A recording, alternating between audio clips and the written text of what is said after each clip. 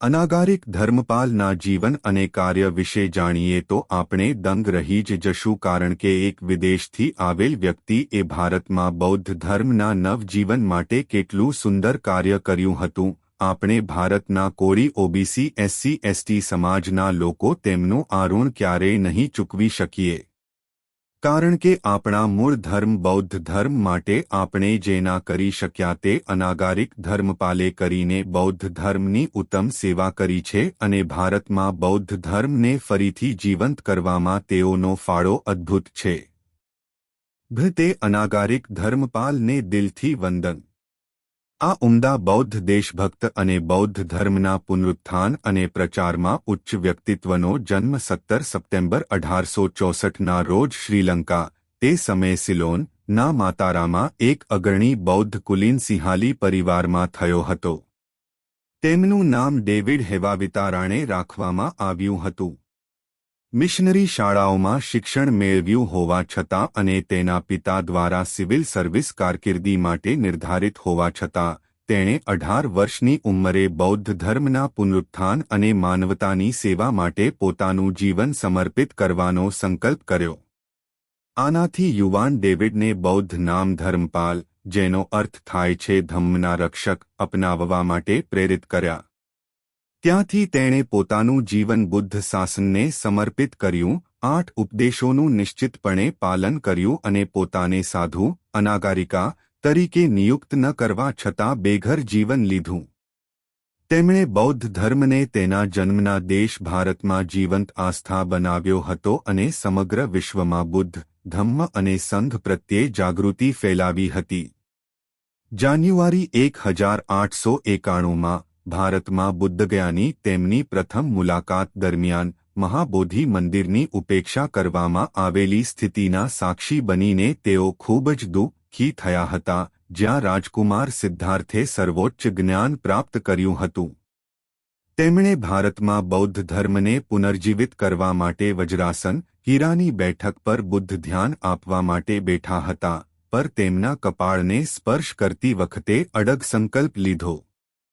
તેમણે સારનાથની મુલાકાત લીધી અને બુદ્ધના પ્રથમ ઉપદેશના પવિત્ર સ્થળ બૌદ્ધ ધર્મના જન્મસ્થળ પ્રત્યે દર્શાવવામાં આવેલી ઉદાસીનતા અને ઉદાસીનતા જોઈને આઘાત પામ્યો. તેમણે જીવનભર સારનાથમાં રહેવાનું નક્કી કર્યું અને તેને ફરીથી ધમ્મ પ્રવૃત્તિઓનું જીવંત કેન્દ્ર બનાવ્યું. બોધિશાવ અનાગરિકા ધર્મપાલે બૌદ્ધ ધર્મને પુનર્જીવિત કરવા માટે મહાબોધિ સોસાયટી ઓફ ઇન્ડિયાની સ્થાપના કરી હતી અને બુદ્ધના જીવન સાથે સંબંધિત પવિત્ર સ્થળો જેમ કે બુદ્ધગયા, સારનાથ, લુંબિની, કુશીનગર વગેરેની પુનઃશોધ કરી હતી. તે સમયે સત્તામાં રહેલા અધિકારીઓને પવિત્ર સ્થળોની જાળવણી માટે તમામ શક્ય પગલાં લેવા માટે સમજાવવામાં તેઓ સક્ષમ હતા. 1893માં જ્યારે તેમણે વિશ્વધર્મની સંસદમાં પ્રવેશ કર્યો ત્યારે તેમણે સાક્યમુનિ બુદ્ધના ઉમદા ઉપદેશોને પશ્ચિમમાં લઈ ગયા, જ્યાં તેમણે બુદ્ધ શાસન અને સમાજ સેવાના કાર્યો તરફના તેમના પ્રયાસોમાં મદદ કરનારા ઘણા ઉચ્ચ અધિકારીઓની પ્રશંસા અને સમર્થન મેળવ્યું હતું. બોધિસત્વ અનાગરિકા ધર્મપાલે બૌદ્ધ ધર્મના પુનરુત્થાન અને પ્રસારમાં અમૂલ્ય અને અમર્યાદિત સેવા આપી હતી. તેમણે દલિત લોકો સાથે થયેલા અન્યાય સામે સામાજિક ક્રાંતિ લાવવા માટે પણ સખત મહેનત કરી હતી. આમ, તેઓ ઇતિહાસમાં એક ઉમદા વ્યક્તિ તરીકે નોંધાયા, જેમણે ભારત અને અન્ય દેશોમાં બૌદ્ધ ધર્મના પુનરુત્થાનમાં અને તેમણે કરેલા સમાજ સેવાના કાર્યો માટે પણ અગ્રણી યોગદાન આપ્યું હતું. બોધિસત્વ અનાગરિકા ધર્મપાલનો મુગટ મહિમા બુદ્ધજ્ઞને બચાવવાનો હતો. જ્યાં બુદ્ધને જ્ઞાન મળ્યું હતું, તેની ક્રૂર ઉપેક્ષાથી બચાવવું અને તેને વિશ્વના બધા માટે પૂજા અને શ્રદ્ધાંજલિના યોગ્ય સ્થળ તરીકે પુનઃસ્થાપિત કરવો. સારનાથ ખાતે મુલાગમગા કુટી વિહારના નિર્માણ માટે, જે તેમણે બુદ્ધે જ્યાં પ્રથમ ઉપદેશ આપ્યો હતો તેની નજીક બાંધ્યો હતો. 13મી જુલાઈ 1931ના રોજ વારાણસીના સારનાથના પવિત્ર ઇશિપ્તન ખાતે તેઓ પૂજ્ય શ્રી દેવમિયા ધમ્મપાલના નામથી દીક્ષા પામ્યા. લગભગ 800 વર્ષ સુધી આ પવિત્ર સ્થળ પર તેમનું દીક્ષા પ્રથમ થયું હતું.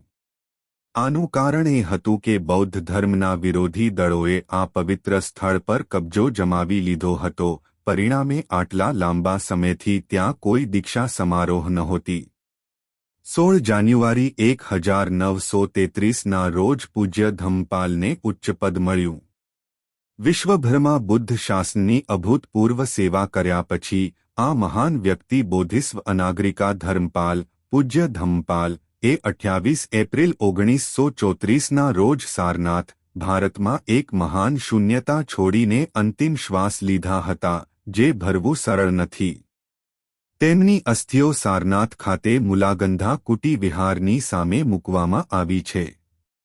ભારતમાં બુદ્ધનું નામ, તેમની સાથે સંકળાયેલા સ્થળો અને બુદ્ધના વચનોને પુનર્જીવિત કર્યા અને તેમને એશિયા, યુરોપ અને અમેરિકામાં ફેલાવ્યા.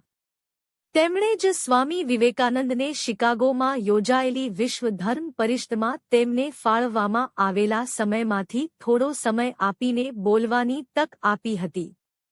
અનાગરિક ધર્મપાલનો જન્મ 17 સપ્ટેમ્બર 1864ના રોજ કોલંબોના એક ખૂબ જ સમૃદ્ધ ખ્રિસ્તી પરિવારમાં થયો હતો. નામ હતું ડેવિડ હેવાવિતારેન. ડેવિડ થિયોસોફિકલ સોસાયટીના સ્થાપક મેડમ મેરી અને બૌદ્ધ ધર્મના વિદ્વાન કર્નલ હેનરી સાથે સંપર્કમાં આવ્યા. યુવાનીમાં ડેવિડ બુદ્ધના ઉપદેશોથી ખૂબ પ્રભાવિત થયા હતા અને તેમણે પાલી ભાષા શીખી હતી. પછી તેમણે પોતાનું નામ બદલીને અનાગરિક ધમ્મપાલ રાખ્યું. અનાગારિક એટલે બિનનાગરિક એટલે હવે કોઈ સમુદાય કે શહેરનો નાગરિક નથી. સામાજિક બંધનોથી મુક્ત, કોઈપણ દુન્યવી જોડાણ વિનાનો વ્યક્તિ. જ્યારે તેમણે સર આર્નોલ્ડનું પુસ્તક ધ લાઇટ ઓફ એશિયા વાંચ્યું, ત્યારે એવું લાગ્યું કે જાણે બુદ્ધભૂમિ ભારતે તેમણે બોલાવ્યો હોય. 1891માં તેઓ બોધગયા આવ્યા. અહીં મહાબોધિ વિહાર પર કબજો અને પૂજારીઓ દ્વારા કરવામાં આવતી ધાર્મિક વિધિઓ જોઈને તેઓ દુઃખી થયા. એ જ રીતે કુશિનગર અને સારનાથની દુર્દશા જોવા મળી. પછી એવું નક્કી કરવામાં આવ્યું કે બુદ્ધના ઉપદેશોને ભારતમાં ફરીથી પ્રસારિત કરવામાં આવશે. મહાબોધિ સોસાયટીની સ્થાપના કરી, જેનું કાર્યાલય કોલંબોથી કોલકાતા ખસેડવામાં આવ્યું. ભારતમાં બૌદ્ધ સ્થળોની દુર્દશાથી સમગ્ર વિશ્વને વાકેફ કરાવ્યું. આખરે તેમના પ્રયત્નોને કારણે જ બૌદ્ધો મહાબોધિ વિહારમાં પ્રવેશવા લાગ્યા. 1893માં શિકાગોમાં યોજાયેલી વિશ્વ ધર્મ સંસદમાં બૌદ્ધ પ્રતિનિધિ તરીકે અનાગરિકા ધર્મપાલને ભારતમાંથી આમંત્રણ આપવામાં આવ્યું હતું. સ્વામી વિવેકાનંદને સત્તાવાર આમંત્રણ મળ્યું ન હતું. તે દિવસોમાં સ્વામી વિવેકાનંદ કોલકાતામાં અનાગરિકા ધમ્મપાલના સંપર્કમાં હતા. તેઓ મિત્રો હતા, તેથી આયોજકોની વિનંતી પર અનાગરિક ધમ્મપાલે સ્વામી વિવેકાનંદને તેમના ભાષણના સમયમાંથી સમય આપ્યો હતો. ધર્મ સંસદમાં આવેલા વિશ્વના વિવિધ ધર્મોના વિદ્વાનો અનાગરિક ધમ્મપાલ દ્વારા બૌદ્ધ ફિલસૂફી પર આપેલા ભાષણથી આશ્ચર્યચકિત થઈ ગયા હતા અને બુદ્ધના ઉપદેશો અને ભારત ભૂમિથી ખૂબ પ્રભાવિત થયા હતા. સ્વામી વિવેકાનંદે હિન્દુ દર્શન પર ભાષણ આપ્યું. ભારતમાં બૌદ્ધ ધર્મને પુનર્જીવિત કરનાર આ મહાન પુરુષે 13 જુલાઈ 1931ના રોજ બૌદ્ધ સાધુ તરીકે ત્યાગનું વ્રત લીધું અને તેમને ભિક્ષુ દેવમિત્ર ધમ્મપાલ કહેવામાં આવ્યા. તેમણે સતત 40 વર્ષ સુધી ભારત, યુરોપ અને અમેરિકામાં કરુણા અને મિત્રતાના બૌદ્ધ ધમ્મનો ઉપદેશ આપ્યો. તેમને 29 એપ્રિલ 1933ના રોજ નિર્વાણ પ્રાપ્ત થયું. તેમના અવશેષો સારનાથના મૂળગંધા કુટી વિહારમાં સચવાયેલા છે.